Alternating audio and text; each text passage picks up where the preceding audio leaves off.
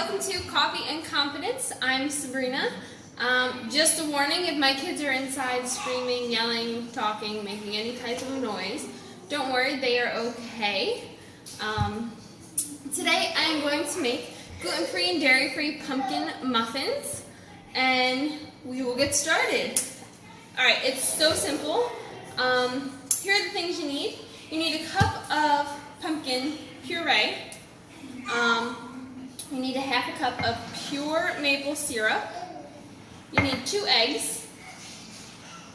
You need 1 tablespoon of vanilla. So I have this. Any kind of vanilla extract that you have, flavoring, whatever you want to call it. 3 tablespoons of melted coconut oil. You'll need 2 1/4 cup of oats. I have quick oats if you have steel cut, anything like that. Oats are oats. They work.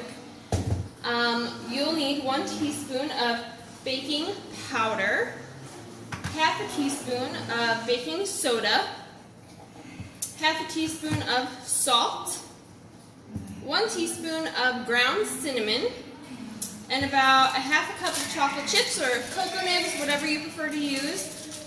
Dark chocolate is better, it's healthier for you. I will make sure to put all of the amounts and everything in the in the description box below.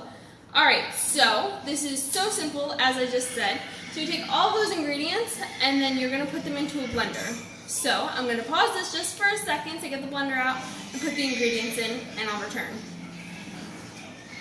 Alright, so everything is ready to go in the blender. You want to start with all of the wet ingredients and work your way up to the dry. Make sure you leave the chocolate chips out because we'll be adding them into the batter once we are done blending. Another thing I forgot to mention was to make sure that your oven is set to 350, and that's preheating. Alright, so when you blend this, you're going to want to just make sure it gets super blended. I know some blenders are better than others, and sometimes you'll get the chunk and you'll actually feel the texture of the oats.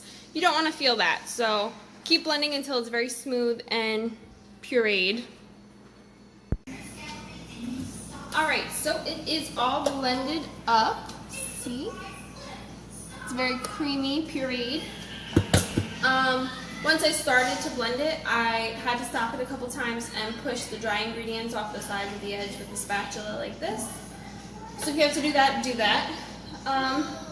Now I took the blade out, threw that in the sink, and you add your half a cup of chocolate chips, cocoa nibs, whatever you plan on using. Put it in and mix them up.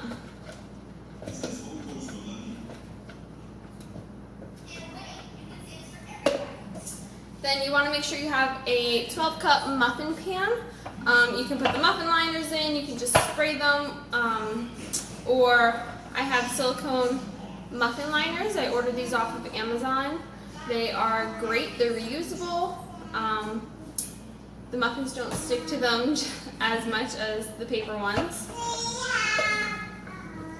So the recipe says to fill the cups up about 2/3 of the way.